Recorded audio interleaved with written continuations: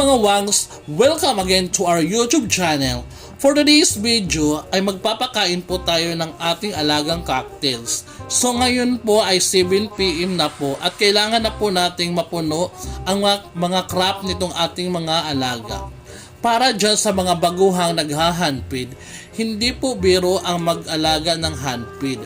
Kailangan nyo po na maglaan ng oras, tiyaga at matinding pasensya. So kung may balak po kayong i-free flight ang inyong mga alaga, ito po ang inyong tatandaan at susundin. Hindi po ako expert mga wangs. Ito po ay tinuro lang din ng aking mga kaibigan na mag-iibon. At successful po sila at marami na po silang handfeed warrior na free flight. Una po ay ang matinding banding. So magbabanding po kayo ng inyong alaga.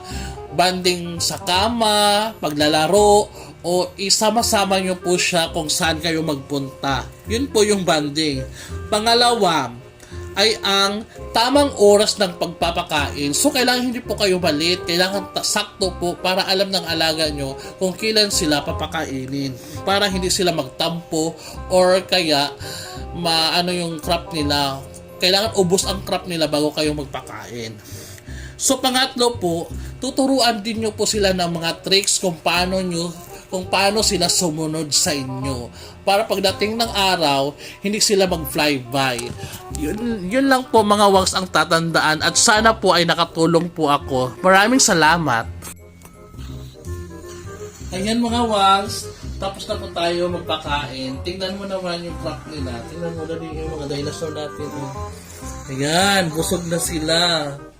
Pero hihingi pa din sila ng pagkain. Hihingi pa din eh. Natural lang ba sa kanila yung maingay? Comment down below. Kung kahit busog sila, maingay pa din. Ayan. Ito si Bonso. Ito si Ate. Yan lang muna pangalan nila kasi wala pa kami piling pangalan.